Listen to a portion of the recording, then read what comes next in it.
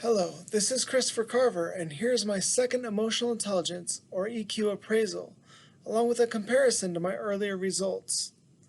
I was watching some of the earlier videos, and the class, for the most part, has been able to improve its emotional intelligence, and therefore the scores associated with those traits. I want to make it clear that I am glad to see the progress of my classmates. My case, however, is slightly different. Please let me explain. So recently, as in the last 2 weeks, I've been having a rough time with some difficult patients, which is not extremely unusual, given that our workflows vary greatly depending on the amount and severity of our patients at any given time.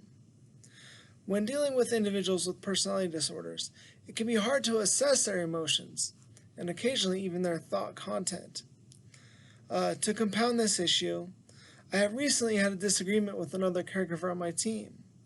Nothing serious, just a professional disagreement where I did not take her feelings into consideration when making a decision. These experiences have flavored the results poorly.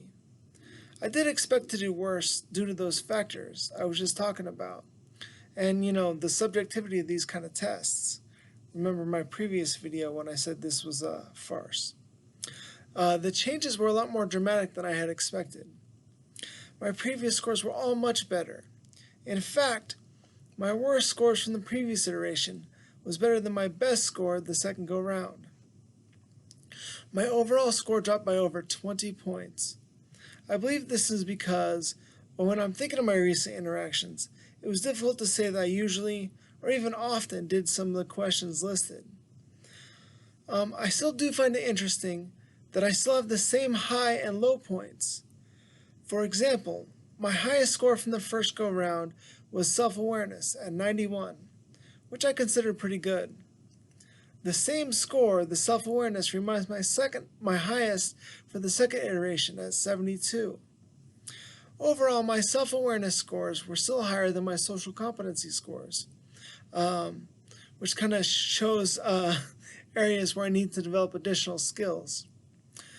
This really does kind of point out to me the need to work in all the areas, especially in the social awareness, which dropped over 30 points. I need to redouble my efforts to be more aware of the emotions of others. I plan to continue to check in with my teammates to make sure that I'm not being overly harsh or that my perspectives are not adversely affected. I'm going to be honest here. I wasn't really putting my full attention to working on my emotional intelligence. I had implemented a few of the interventions, but my scores were relatively high, and I talked to people every day about their feelings. Really retaking this test was more telling to me than the original results, as I now have a clear understanding of the work I still need to do on these traits. I am not sure if one of these readings was inaccurate or just sudden feelings, or that my feelings had changed that dramatically. But again, these kind of tests are super inaccurate. I still plan to use the strategies taught in this class and given in the book, in the readings, to improve my emotional intelligence and learn and grow.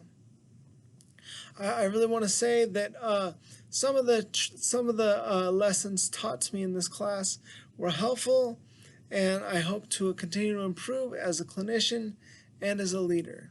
Thank you guys for taking the time to watch this video. Christopher Carver out.